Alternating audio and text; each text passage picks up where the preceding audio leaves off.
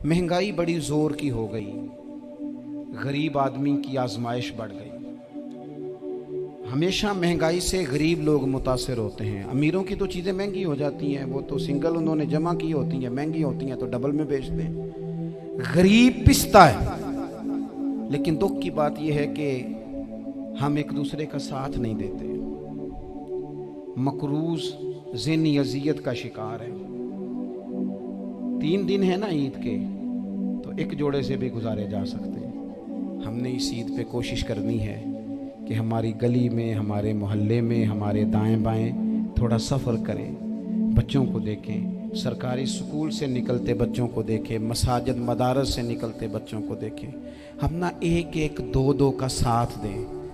ये जितनी सियासी जमातें काम कर रही हैं, जिनकी हुकूमत थी, जिनकी है, पता नहीं कल किसकी आएगी, मैं तो ज़ाती तौर पर इनसे पूरा मायूस हूँ। मुझे तो नहीं लगता कि जितने लोग आज तक हुकूमत कर चुके हैं, बार बार आते हैं या पिछली हुकूमत गई है, इनके पास कोई प्लान ही नहीं है। ये तो बेचारे एक दूसरे की टांगें खींचने के अलावा ना कुछ कर सके हैं, ना उम्मीद है कुछ करेंगे।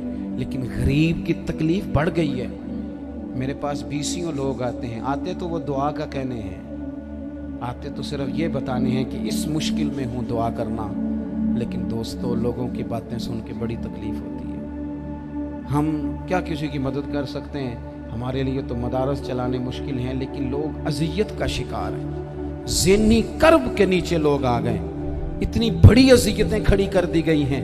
थोड़ा थोड़ा देखो, 2 का खाना 3 भी तो खा ही सकते हैं ना, 3 का खाना 4 भी तो खा ही सकते हैं ना। मेरे महबूब ने हमें ये नहीं कहा था ज़्यादा गोश्त पकाना, बल्कि रसूल पाक ने तो रंग ही बड़ा सादा दिया है। करीम ने फरमाया, आयशा शोरबा ज़रा ज़्यादा कर लो, पड़ोसियों को भी सालन दे देंगे। थोड़ा शोरबा ज़्यादा कर लो, इसी को बढ़ा लो, थोड़ा शोरबा बढ़ा लें, थोड़ा थोड़ा एक दूसरे की मदद करें, दस्ते शफ़क़त रखें। गलियों में सुनसान लोग, अब तो लोग एक दूसरे से दुख भी नहीं कहते, वो कहते हैं देना किसी ने है कुछ नहीं, और तमाशा अलग से बन जाएगा। दोस्तों, हमने खुद एक दूसरे का हाथ बटाना है। जो लोग साहिब सरबत हैं, देखो, एक ही बाप की औलाद होती है, एक को अल्लाह बड़ा नवाज देता है, 2-3 कमज़ोर रह जाते हैं। उसको चाहिए वो दूसरों पे दस्ते शफ़क़त रखे। एक गली में सारे लोग एक ही कबीले के, एक ही इलाके के, एक आगे निकल गया है, उसे चाहिए वो दूसरों का ख्याल करे। ये ज़रूरी नहीं कि सामने वाला आपका शुक्रिया भी अदा करे। हज़रत आयशा सिद्दीक़ा रज़ी अल्लाह ताला अन्हा, अम्मा जी एक कनीज़ रखी हुई थी, हज़रत उस्मान गनी ने दी थी कि आपकी खिदमत करेंगी। तो वो कनीज़ कहती है कि अम्मा जी तो मेरी भी रोटियां पका देती थी, वो तो मेरे लिए भी खाने का एहतमाम कर देती थी। लेकिन कोई दरवाजे पे अगर मांगने आता तो हज़रत आयशा सिद्दीक़ा मुझे कहती इसे खैरात दे आओ। तो मैं कहती अम्मा जी ये काम तो लोग दौड़ के करते हैं और आप ये मुझे कह रही हैं मैं कर दूं? तो हज़रत आयशा फरमाती जब कोई बंदा किसी को देता है तो वो शुक्रिया अदा करता है। मैं चाहती हूँ वो शुक्रिया भी तेरा ही अदा कर जाए, मैंने जो अजर लेना है वो रब की बारगाह से लेना है। तो हमारे यहाँ कुछ लोग समझते हैं कि सखावत सिर्फ रमज़ान में ही करनी है, और रमज़ान में सवाब ज़्यादा है, वरना राशन वंडन वाले लोग को ईदों बाद भी भूख लग दीजिए, ईद के बाद भी उसी तरह ही गरीब के साथ पेट होता है, लेकिन तवज्जो नहीं। इल्म का लुग़वी माना जानने के होते हैं। इल्म हासिल किया जाता है किसी चीज़ की मारिफत को हासिल करने के लिए। जब हम कोई इल्म हासिल करते हैं तो हम ये चाहते हैं कि हमें उस चीज़ के नफ़ा और नुकसान का पता चल जाए। और जब हम दीनी इल्म हासिल करते हैं तो उसका मकसद ये होता है कि हमें रज़ाइल और खसाइल इन दोनों की खबर हो जाए। खैर क्या है, शर क्या है, उसमें तमीज़ का मलका हमें नसीब हो जाए। अच्छाई और बुराई खुलकर हमारे सामने वाज़े हो जाए, ये मकसूद होता है इल्म से। इल्म से, तालीम से मकसद ज़्यादा बातें करना नहीं होता। एक आदमी बहुत ज़्यादा बातें करता है तो शायद बड़ा आलिम है, एक शख्स बहुत ज़्यादा गुफ्तगू करता है तो उसके पास मालूमात ज़्यादा, ऐसा नहीं। बल्कि हज़रत अब्दुल्ला इब्न मसूद रज़ी अल्लाह ताला अन्हु से जब किसी ने पूछा था कि बड़ा आलिम कौन होता है, तो आप फरमाने लगे जो रब से ज़्यादा डरे वो बड़ा आलिम है।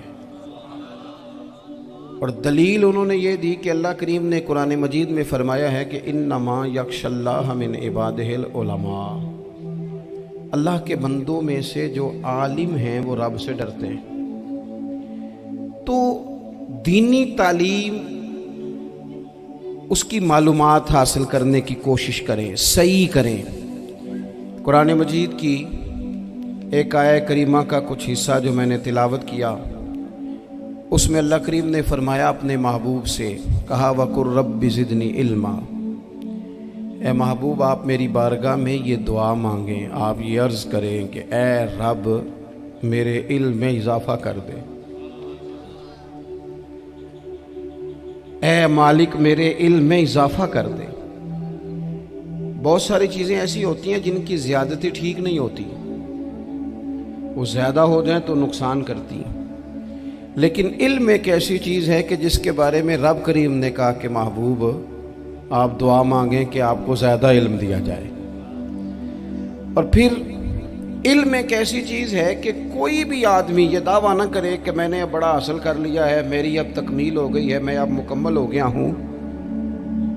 جن کو اللہ نے غیب کے خزانوں کی کنجیاں دی ہیں نا، ان سے بھی رب کریم نے کہا ہے کہ محبوب آپ دعا کریں کہ مالک میرے علم میں اضافہ کر دے۔ تو جب وہاں تک یہ بات ہے تو پھر عام آدمی کو بھی چاہیے کہ وہ اپنی معلومات میں اضافے کا شوق پیدا کرے۔ اور تیسری بات یہ کہ جو حضور کے علم شریف پر بات کرتے ہیں وہ بھی اس آیت سے سیکھیں کہ حضور کا علم تو ہر روز رب اس میں اضافہ فرما رہا ہے، تو ہر روز اضافہ ہو رہا ہے۔ وَلَلْآخِرَةُ خَيْرٌ لَكَ مِنَ الْأُولَىٰ، ہر روز ترقی ہو رہی ہے حضور کے علم شریف کی بھی۔ تو ہمارے ہاں زیادہ تر لوگ بات اس لیے سیکھتے ہیں کہ میں کوئی کہیں سے مسئلہ سیکھوں گا، پھر جا کے اپنی مسجد کے امام کو تنگ کروں گا کہ وہاں تو میں یہ سن کے آیا ہوں تو یہاں یہ کام کیوں نہیں ہوتا۔ میں کوئی بات سیکھوں گا تو پھر میں اس سے بحث کا دروازہ کھولوں گا۔ علم کا مطلب ہی اپنے آپ کو سنوارنا ہے۔ معلومات حاصل کرنے کا مطلب یہ کہ آپ کے عمل میں پختگی آئے، آپ کے کردار میں پختگی آئے، آپ نے جو سیکھا ہے آپ اس کے مطابق اپنے آپ کو ڈھالیں۔ مسلم شریف میں موجود ہے، نبی پاک صلی اللہ علیہ وسلم نے دعا مانگی ہے، اے اللہ میں اس علم سے تیری پناہ مانگتا ہوں جو علم تو ہو پر نفع والا نہ ہو۔ جس بندے کے علم نے اسے نفع نہیں دیا، وہ کچھ سیکھ نہیں سکا اس سے، تو اس کا علم کسی کو کیا نفع دے گا؟ جب خود سے اس نے، اور صوفیہ کرام تو فرماتے ہیں کہ جو لوگ بڑی معلومات حاصل کر لیں، بڑی باتیں سیکھ لیں، پنچایت میں کسی کو بولنے نہ دیں، گھر میں کسی کو بولنے نہ دیں، بہت سارے لوگ تو علماء کو بھی مشورہ دیتے ہیں، بڑی باتیں کرے لیکن عمل کے لحاظ سے بندہ زیرو ہو تو اہل دل فرماتے ہیں اس کی صحبت سے بچو۔ اسے بڑا پتہ ہے، بڑی باتیں آتی ہیں، بڑی باتیں آتی ہیں، بڑی باتیں کرتا ہے، لیکن گفتگو کی حد تک تو بہت بڑا ہے، عمل کے معاملے میں صفر ہے۔ بہت سارے لوگ مسجد کے حجرے میں میٹنگ ہو رہی ہوتی ہے اور وہ لمبی لمبی دلیلیں اور مشورے دے رہے ہوتے ہیں، نماز کا ٹائم آ جائے تو اٹھ کے چلے جاتے ہیں، کہتے ہیں میں اپنے محلے دی مسجدیں پڑھنی ہیں۔ کئیوں کو کام یاد آ جاتا ہے۔ فرمایا کہ شخص کے پاس معلومات بڑی ہوں لیکن عمل کے معاملے میں بندہ زیرو ہو تو اسے بچنا کیوں؟ اس لیے کہ اگر پڑھا لکھا آدمی بے عمل ہونا تو وہ اپنی بے عملی پر بھی دلیلیں پیش کرتا ہے۔ وہ کہتا ہے میں یہ کام نہیں کرتا تو یہ میرے پاس دلیل ہے، وہ تو بے عملی کو بھی مزین کر دے گا معاذ اللہ۔ تو دینی تعلیم ایک تو حاصل اس لیے کریں کہ ہم نے اپنے آپ کو سنوارنا ہے، اور دوسرا علم کا شوق طبیعت میں ہو۔ دیکھیں نا، اللہ کے حبیب صلی اللہ علیہ وسلم نے فرمایا ہے کہ جو علم کے رستے پہ چل پڑا وہ جنت کے رستے پہ چل پڑا ہے۔ جمعوں میں، محفلوں میں کانوں کے ذائقے کے لیے نہ آئیں، اس لیے آئیں کہ میرے علم میں، میرے عمل میں یہ کوئی اضافے کی بات بنے گی، میں کوئی نصیحت حاصل کروں گا تو میرے دل کا زنگ اترے گا۔ ہمارے ہاں یہاں لوگ مزے کے لیے آتے ہیں اور آج کل لوگ فوٹو کے لیے آتے ہیں۔ ان دو کاموں سے نکل کر خالص اصلاح کی نیت سے علم کا شوق، ہمارے ہاں تیزی سے ایک حرکت کی گئی، علماء کا وقار خراب کیا گیا اور لوگوں کو دینی علوم سے دور کیا گیا، اور اس میں بعض بیچارے वाइज़ीन और खुतबा ने भी किरदार अदा किया जब जाली पीर की तारीफ़ें खोल के की, और उसे पता नहीं कहाँ तक ये स्टेज होते हैं ना, इनमें कोई बंदा अच्छा लगे भी तो उसके लिए दुआ करनी चाहिए, तारीफ़ें नहीं करनी चाहिए। तारीफ़ें उसका कोई फ़ायदा नहीं है, उसको, उस बंदे को तो दुआ का फ़ायदा है। अगर आपको अच्छा लग रहा है तो उसे दुआ दें, उससे ज़्यादा कुछ नहीं करें। और हमारे यहाँ जनाब वो नकीबे महफिल बेचारे की शामत आ जाती है अगर तारीफ़ें थोड़ी करें तो, कहते हैं इन्होंने ना ही नहीं लेना होता। वो भाई इसके नाम लेने से आपका कद ऊंचा होता है। तो इल्म और आलिम, इन दोनों चीज़ों से कौम को दूर किया गया। दीनी तालीमात का फुकदान है। जो मैट्रिक तक लोग 60-70 किताबें पढ़ जाते हैं उन्हें भी कुरान पाक ठीक से नहीं पढ़ना आता, दूर किया गया। आप मुझे बताइए, चलें एक मस्जिद ही आप देख लें, उस मस्जिद के अंदर अगर एक तरफ एक आलिम दीन मिशकात शरीफ खोल के बैठे हों, हदीस पाक का दर्स हो रहा है, या बाहर शरीयत खोल के बैठे हैं, फ़िक़ही मसाइल बयान किए, और उसी मस्जिद में एक बाबा जी जुब्बा पहन के तगड़ा सा बड़ी सी पगड़ी बांध के और 500 दाने वाली तस्बीह लेके बैठे हैं।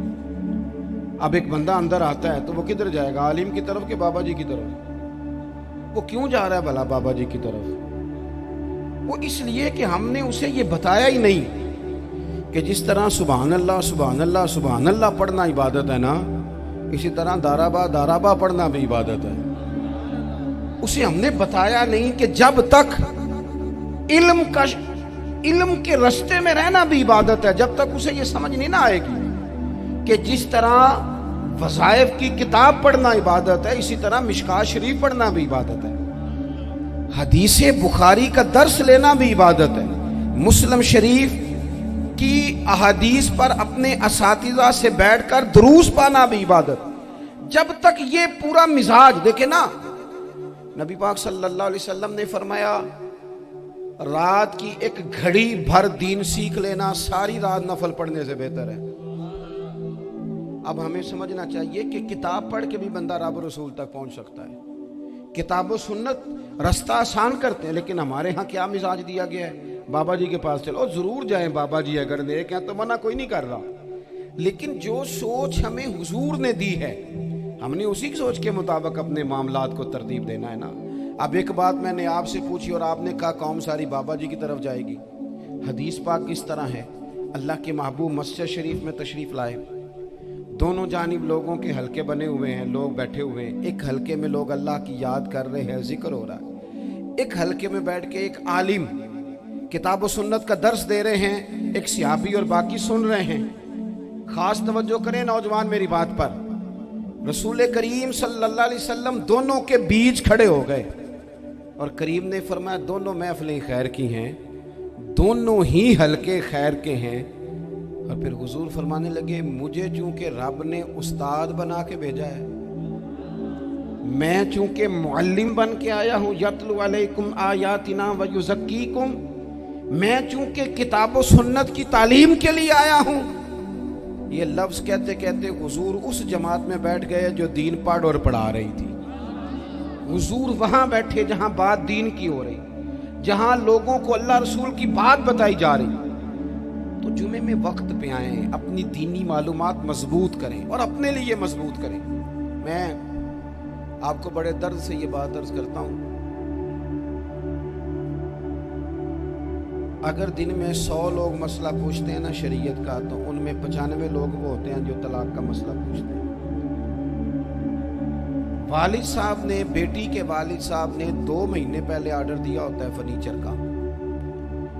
बेटे की शादी हो तो महीना पहले शेरवानी वाले को भी कहना पड़ता है, गाड़ियां बुक करानी पड़ती हैं, मैरिज हॉल बुक, ये सारे लवाजमात हम करते हैं। सारा कुछ किया, गाड़ी से घर बसना है, मैरिज हॉल से बसना है, फर्नीचर से बसना है, हमने सारा कुछ उनको बताया।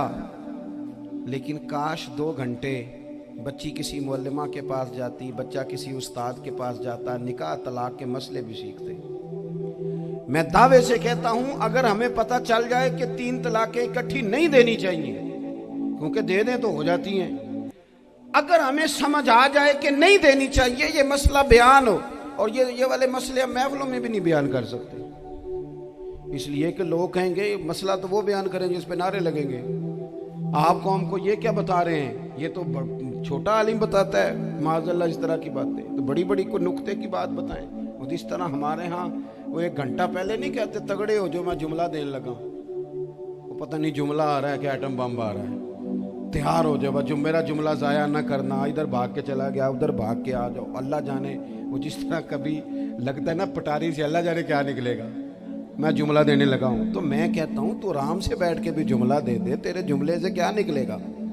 اور تو جملہ نہ دے، ہمیں کوئی آیت دے، تو جملہ چھوڑ ہمیں کوئی حدیث پاک سنا۔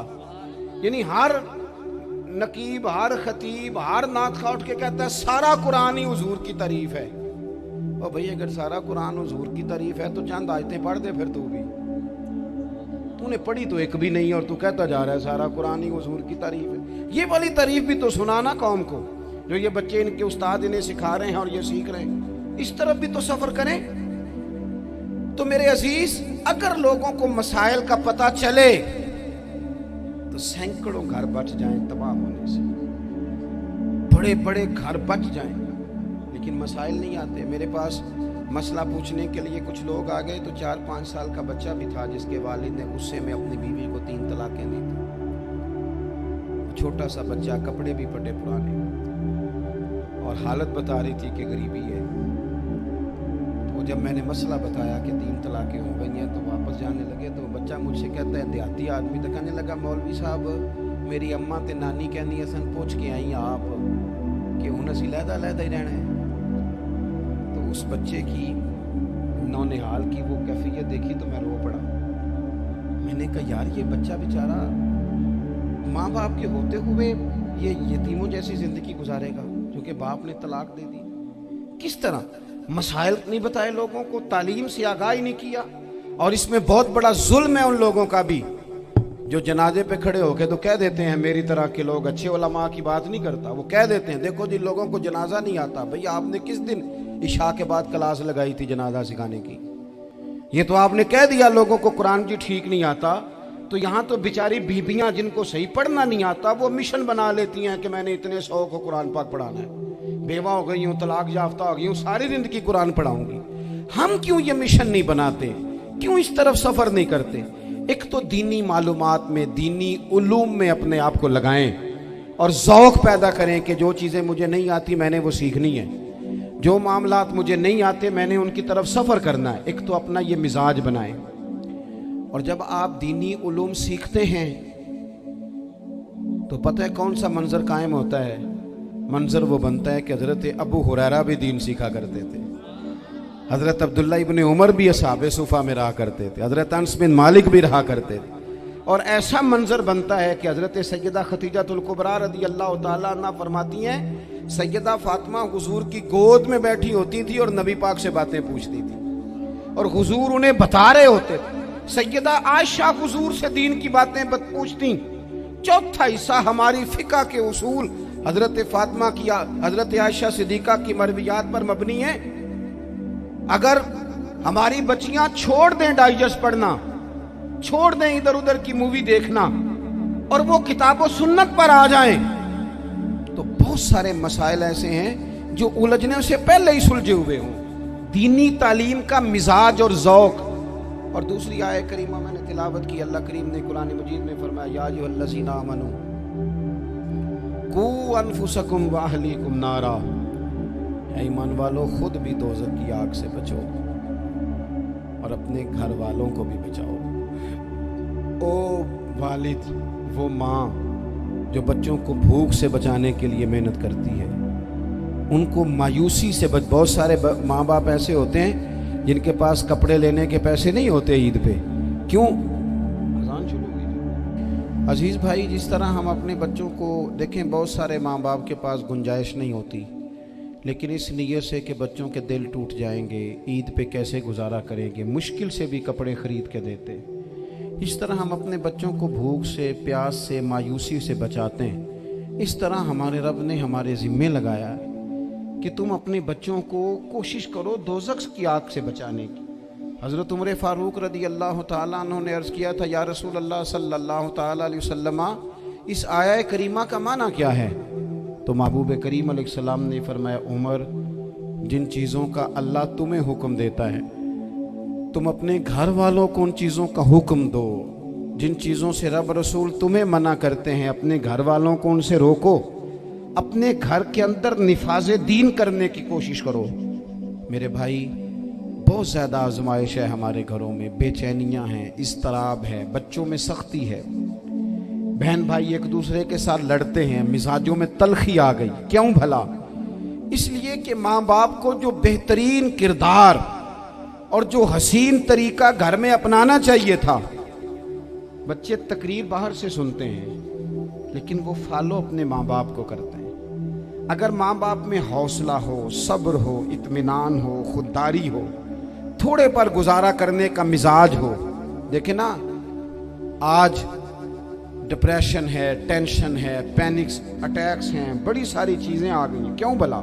सब्र नहीं, तहम्मुल नहीं, बुर्दबारी नहीं। आजमाए। एक दिन एक बच्चा मेरे पास आ गया मदरसे का और आके वो रोने लगा। मेरे घर वाले कहने लगे खाना छोड़ दें, पहले इसकी बात सुन ले। मैंने कहा पुत्र क्या हुआ, किसी ने मारा है किसी उस्ताद ने? कहने लगे नहीं हजरत, घर फ़ोन किया था तो मेरी अम्मा और अब्बा की लड़ाई हो रही है। बच्चा कांप रहा है, टांगे कांप रही। मैंने कहा क्या हो क्या गया तुम्हें पुत्र, लड़ाई हो रही है तो घरों में हो ही जाती है। कहने लगे नहीं, आपको पता नहीं, वो बड़ा सख्त लड़ते हैं। मेरे वालिद जब मेरी वालदा को मारने के लिए आगे बढ़ते हैं तो हम सारे चारपाइयों के नीचे छुप जाते हैं, हमें खौफ आता है, वो मंजर खतरनाक होता है। ये कौन तकलीफ दे रहा है अपने बच्चों को? यहाँ बैठे हमारे यहाँ मीलों दूर रहते थे उसके घर वाले, तो वो तकलीफ में था, तो घर में क्या कैफियत हो? अगर हौसला हो, सब्र हो, कनात हो, अल्लाह के दिए हुए थोड़े रिस्क पर हमें राजी रहना आता हो, हमारे घरों में सुकून आए, इत्मीनान आए। हम जो जिंदगी बड़ी खुशी खुशी गुजार सकते हैं, हमारे मिजाजों का लालच, हमारी तबीयतों की बेराह रवी, हमारी झूठी अना का बुत, उन सारी चीजों को खत्म कर देता है। अपनी जिंदगी के अंदर अगर हम वो किरदार अपने बच्चों को दें, जिस किरदार में मोबाइल भी हो, जिसमें गाड़ी भी हो, जिसमें पैसे भी ला के अब्बा दराज में रखता हो, लेकिन वालिद का घर में मुसल्ला भी मौजूद हो, उसकी कोई तस्बीह भी हो, वो ये भी कहता हो कि खुदा ने अपने फजल से आज 5,000 दिया है तो इसमें 1,000 गरीबों का भी है, इसमें थोड़ा सा मैंने अल्लाह की रिजा के लिए भी रखा है। अगर कोई मुश्किल आ जाए तो वो बाप और माँ को सब्र करता हुआ देखते हो। अगर एक बाप कर बात करे तो दूसरा बर्दाश्त करता हो। खुदारा अपनी औलादों को इस अजियत का शिकार न करो।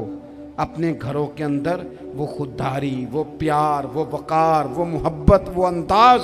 आप थके हुए हैं, कोई शक नहीं, आप बहुत सारे मसाइल का बाहर शिकार होंगे, कोई शक नहीं, लेकिन आप बाहर से थक के आए हैं। और अगर आप बाहर अपनी फैक्ट्री के मालिक हैं और दफ्तर के बड़े हैं तो घर में भी तो आप बड़े हैं ना। आपकी माँ भी तो इंतजार कर रही है, उसने भी तो दुखड़ा सुनाना है ना आपको। आप ये देखिए कि आपके बच्चे भी तो इंतजार कर रहे हैं, वो चाहते हैं कि अब्बा आके बैठे तो हम उनके सीने पे चढ़ के थोड़ा खेलें। आपकी अहलिया मुंतजिर हैं। कुछ बातें बीवी किसी और से नहीं कह सकती, सिर्फ अपने शौहर से कहती है। लेकिन वो तो आते ही जलाल में आ गए साहब, वो कहने लगे तू बड़ी नालायक है, मैं थका मांदा आया हूं और तूने मुझे कहानी सुना दी है। वो उस खातून से शिद्दत के साथ पेश आने लगे।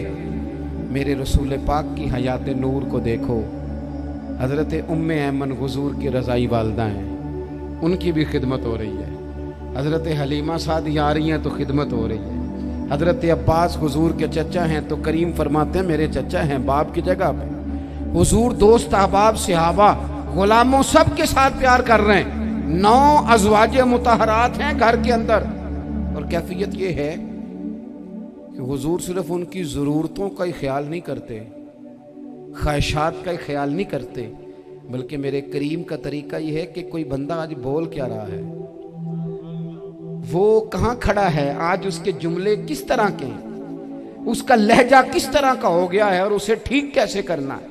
महबूब इसका ख्याल फरमाते, तवज्जो करते। मैं कहता हूं कि हम सबको शौक आया है आराम करने का। मैं सुबह 11 बजे से पहले अपने घर से निकल आया था और ये वक्त आ गया है اور رات کو خدا جانے کس وقت گھر پہنچنا ہے۔ کئی دفعہ کیفیت یہ ہوتی ہے کہ گاڑی سے اترتے ہیں تو پھر دل کرتا ہے کہ کوئی اٹھا کے چلائے نہ کبھی۔ اس کے باوجود بہت سارے لوگ ناراض رہتے ہیں کہ ہم سے مل کے نہیں گئے، فوٹو نہیں کھنچوا کے گئے، فلانی جگہ چائے نہیں پی کے گئے۔ یہ تسلسل ہے۔ لیکن میں جتنا مرضی تھکا ماندہ گھر جاؤں گا نا، کبھی ایسا نہیں ہوا کہ میں گھر جاؤں تو بڑی ٹینشن میں جاؤں۔ میری گھر والی ایک دن مجھ سے کہنے لگی آپ نے کبھی نہیں کہا کہ میں تھکا ہوا آیا، بندہ تھک بھی تو جاتا ہی ہے نا، کبھی کہاں کرے نا۔ میں نے اسے کہا پتہ کیوں نہیں کہتا؟ اس لیے نہیں کہتا کہ میں نہیں چاہتا کہ میرے بچے یہ کہیں کہ ہم نے دین نہیں پڑھنا، ہمارا باپ تو بڑی مشکل میں ہے۔ ہم اپنے کام کے بارے میں اپنے گھر میں شکوے کرتے ہیں۔ آپ کسی بچے سے پوچھ لیں کون سا کام کرنا ہے، کہتا جڑا ابا جی کر دے رہے وہ نہیں کرنا۔ کیوں کہ ابا جی ہر روز تو کہتے ہیں میں بڑا الجھ گیا ہوں، یہ کام بڑا مشکل ہے۔ میں چاہتا ہوں کہ میں اپنے بچوں کو یہ بتاؤں کہ پتر میں تو جدھر جاتا ہوں پھول ہی پھول ہیں، میں تو جدھر سے گزرتا ہوں محبت ہی محبت ہے، میں تو جدھر سے دیکھتا ہوں دعائیں ہی ملتی ہیں، تاکہ ان کا شوق پیدا ہو۔ میرے عزیز، آپ تھوڑا سا دل بڑا کریں۔ اگر آپ ایک کی وجہ سے پورا گھر سکون میں آ جاتا ہے تو آپ دل بڑا کیوں نہیں کرتے؟ جگہ ڈھونڈتے ہیں بس مجھے کوئی تنگ نہ کرے، کوئی میری باپ ماں بدولت کو کوئی پریشان نہ کرے۔ بخاری شریف سنیے، حضرت عائشہ صدیقہ رضی اللہ تعالیٰ عنہ بیٹھی ہیں، حضور فرمانے لگے عائشہ آج ایک بات نہ بتاؤں تمہیں؟ یا رسول اللہ بتائیے۔ حضور فرمانے لگے جب تم مجھ سے ناراض ہوتی ہو تب بھی مجھے پتہ چل جاتا ہے، اور جب راضی ہوتی ہو پھر بھی پتہ چل جاتا ہے۔ تو حضرت سید عائشہ صدیقہ بات سن کے بڑی خوش ہوئی، یا رسول اللہ وہ کیسے؟ حضور فرمانے لگے کبھی کبھی تم قسم اٹھاتی ہو۔ یا رسول اللہ ہاں۔ فرمایا جب ہوتی ہو نا راضی خوش تو پھر کہتی ہو مجھے رب محمد کی قسم صلی اللہ علیہ وسلم، پھر تم میرے نام کے ساتھ رب کریم کا نام ملا کے قسم اٹھاتی ہو، رب محمد کی قسم۔ یا رسول اللہ بالکل ایسے ہی ہے۔ اور فرمایا جب تمہارے دل میں کوئی بات ہوتی ہے نا تو پھر تم کہتی ہو مجھے رب ابراہیم علیہ السلام کی قسم، پھر تم رب محمد نہیں کہتی۔ یہ بخاری مسلم میں موجود ہے۔ حضرت عائشہ صدیقہ نے تو بات سنی تو کھل گئی طبیعت، کہنے لگی کریم صدقے جاؤں یہاں تک خیال فرماتے ہو؟ کس کے جملے کہاں پہنچ گئے، یہاں تک خیال ہے؟ فرمایا مجھے پتہ چل جاتا ہے کہ تمہاری کیفیت کیا ہے، کہاں کھڑی ہو۔ او بھئی ہم تو اپنی ماں کا بھی خیال نہیں رکھتے، ہمارا باپ کہاں بیچارہ کھڑا ہے، وہ تو انتظار میں تھا کہ کوئی 10 منٹ میرے پاس بیٹھے گا، توجہ ہی نہیں، جذبات کا خیال ہی نہیں۔ حضرت عائشہ صدیقہ بات سن کے عرض کرنے لگے یا رسول اللہ مجھے رب محمد کی قسم ہو، میں صرف نام چھوڑتی ہوں، میرے دل میں ہر وقت مدینے والے محبوب ہی رہتے ہیں، نام ہی چھوڑتی ہوں صرف۔ او میرے دوست تھوڑا سا جا، اور دوسرا عرض کروں گا، دولت اگر بہت عالی چیز ہوتی نا، بہت قیمتی، تو سب سے زیادہ سید عائشہ کے گھر میں ہوتی۔ اگر پیسوں سے ہی سکھ آتا تو پیسے سب سے زیادہ حضرت فاطمہ الزہرا کے کاشانہ نور میں ہوتے۔ او میرے بھائیوں، سونا وقت محبتوں سے گزارا جا سکتا ہے۔ او بھائی، میں نے تو اپنے گھر میں یہ دیکھا کہ میرے والد صاحب گرمی آتی تو فرماتے او لو بھائی تانوں پرواہ نہیں، میں تواڈے پڑھولے چ دانے پا دیتے نے تے تواڈی ماں نے مرتبان چ اچار پا دیتا ہے، لو اب تمہیں کہیں جانے کی ضرورت نہیں پڑے گی۔ اس پہ بھی وقت بڑا اچھا گزرتا تھا، اس پہ بھی ٹائم بڑا اچھا۔ 6 کھانے کھا کے بچے نخرے کر رہے ہیں۔ میں نے اپنے والد صاحب سے ایک دن کہا، میں کہ ابا جی تانوں پسند کی ہے؟ فرمان لگے پتر جے تے لگی ہوئے بھوک پھر تے ہر شے، اور اگر بھوک نہ ہو تو پھر نخرے ہی نخرے ہیں، پھر کیا پسند ہونا ہے؟ طبیعت نہیں۔ اپنے گھروں میں اپنے دوستوں میں اطمینان پیدا کریں، اضطراب سے باہر آئیں۔ اور ایک بات اور عرض کرنی ہے، یاد رکھنا تقریر باہر چلتی ہے، گھر میں نہیں چلتی، گھر میں عمل چلتا ہے۔ گھر جا کے آپ لیکچر دینا نماز پڑھا کرو، نماز پڑھا کرو، نماز پڑھا کرو، نماز پڑھا کرو، تو کوئی نہیں پڑھتے گھر والے۔ آپ گھر میں نماز خود شروع کر دیں۔ نبی پاک صلی اللہ علیہ وسلم نے فرمایا گھروں کو قبرستان نہ بناؤ، کچھ نفلی نمازیں گھر میں بھی پڑھا کرو۔ अल्लाह के प्यारे रसूल सल्लल्लाहु अलैहि वसल्लम का घर मस्जिद नबी के बिल्कुल साथ है, दरवाज़ा हुजूर के घर का मस्जिद में खुलता था। लेकिन नबी करीम सल्लल्लाहु अलैहि वसल्लम क्या करते थे? हजरत आयशा सिद्दीक़ा फरमाती हैं तहज्जुद की नमाज घर में पढ़ा करते थे। घर में हुजूर तहज्जुद की नमाज पढ़ते, अगरचे घर में दुश्वारी थी, कुछ इबादात कुछ नमाजें घर के अंदर भी इंसान पढ़े। आखिरी गुजारिश आप हजरात से करनी है, इतना बड़ा मजमा है, इतने सारे लोग तशरीफ़ लाए हैं, एक गुजारिश आप हजरात की खिदमत में रख के बस मैंने बात को समेटना है। दो बातें मैंने आपकी खिदमत में अर्ज़ की हैं, एक तो दीनी इल्म का ज़ौक़ पैदा करें और दूसरा अपने घरों में थोड़ा ठहराव लाएं। थोड़ा सा अपने ये बच्चों के दस्तार फजीलत का इज्तिमा था, इसलिए मैंने ये बात अर्ज़ की, अपने घरों में थोड़ा हौसला कनात लाएं। हज़रत आयशा सिद्दीक़ा रज़ी अल्लाह तआला अन्हा फरमाती हैं ऐसा नहीं था कि हमारे घर के अंदर माल नहीं आता था, अल्लाह के फजल से बड़ा कुछ आता था, लेकिन फरमाती हम इसार कर दिया करते थे। हुजूर का मिजाज इसार कर देने का है। याद रखना, शम्मा से अगर कई शम्मे जल जाएं तो इसकी रोशनी में कभी कमी नहीं आती। हज़ारों दिए भी जल जाएं तो ये दिए मांद नहीं पड़ते। महंगाई बड़ी ज़ोर की हो गई, गरीब आदमी की आजमाइश बढ़ गई। हमेशा महंगाई से गरीब लोग मुतासिर होते हैं। अमीरों की तो चीज़ें महंगी हो जाती हैं, वो तो सिंगल उन्होंने जमा की होती हैं, महंगी होती हैं तो डबल में बेचते हैं। गरीब पिसता है। लेकिन दुख की बात यह है कि हम एक दूसरे का साथ नहीं देते। मकरूज ज़हनी अज़ियत का शिकार है। 3 दिन है ना ईद के, तो एक जोड़े से भी गुजारे जा सकते हैं, एक से भी। अक्सर लोग तो वैसे ही ईद की नमाज पढ़ के सो जाते हैं, और जो बेदार भी हैं वो भी कपड़े बदल करके जानवर के ज़िबा में मशगूल हैं। हमने इस ईद पे कोशिश करनी है कि हमारी गली में, हमारे मोहल्ले में, हमारे दाएं बाएं थोड़ा सफ़र करें, बच्चों को देखें, सरकारी स्कूल से निकलते बच्चों को देखें, मसाजिद मदारस से निकलते बच्चों को देखें। हम ना एक एक दो दो का साथ दें। ये जितनी सियासी जमातें काम कर रही हैं, जिनकी हुकूमत थी, जिनकी है, पता नहीं कल किसकी आएगी, मैं तो ज़ाती तौर पर इनसे पूरा मायूस हूँ। मुझे तो नहीं लगता कि जितने लोग आज तक हुकूमत कर चुके हैं, बार बार आते हैं या पिछली हुकूमत गई है, इनके पास कोई प्लान ही नहीं है। ये तो बेचारे एक दूसरे की टांगें खींचने के अलावा ना कुछ कर सके हैं, ना उम्मीद है कुछ करेंगे। लेकिन गरीब की तकलीफ़ बढ़ गई है। मेरे पास 20 लोग आते हैं, आते तो वो दुआ का कहने हैं, आते तो सिर्फ ये बताने हैं कि इस मुश्किल में हूँ, दुआ करना। लेकिन दोस्तों, लोगों की बातें सुन के बड़ी तकलीफ़ होती है। हम क्या किसी की मदद कर सकते हैं? हमारे लिए तो मदारस चलाने मुश्किल हैं, लेकिन लोग अज़ियत का शिकार हैं। ज़हनी कर्ब के नीचे लोग आ गए, इतनी बड़ी अज़ियतें खड़ी कर दी गई हैं। थोड़ा थोड़ा देखो, 2 का खाना 3 भी तो खा ही सकते हैं ना, 3 का खाना 4 भी तो खा ही सकते हैं ना।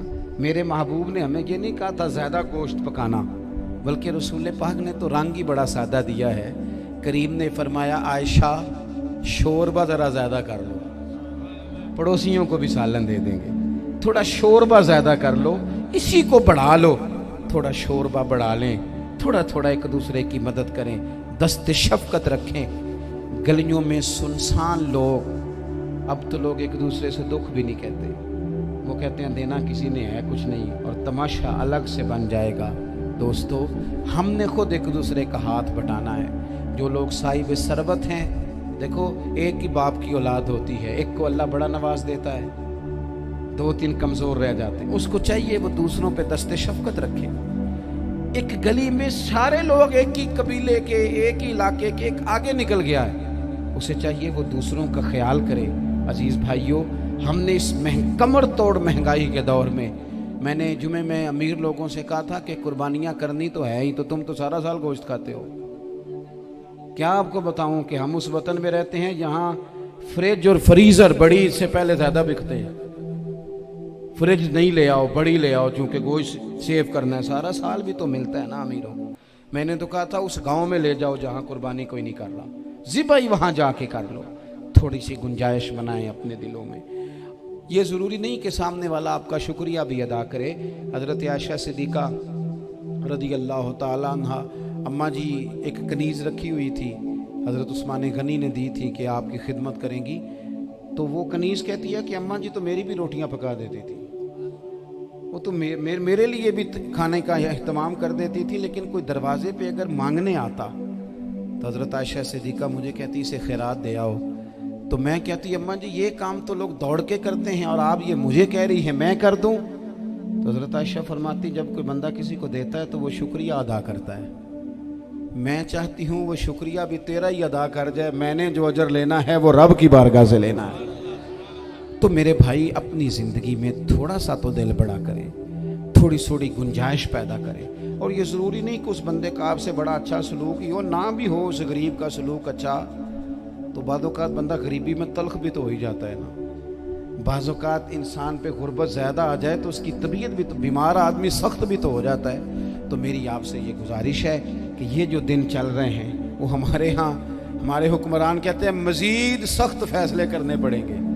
वो मैंने कहा तुम्हारे लिए तो आसान है, इसलिए कि तुम तो जिस दफ्तर में बैठ के फ़ैसला करते हो उसकी तो बत्ती कोई नहीं जाती, तुम्हें क्या पता हो, वहाँ तो एसी भी 1 मिनट के लिए बंद नहीं होता।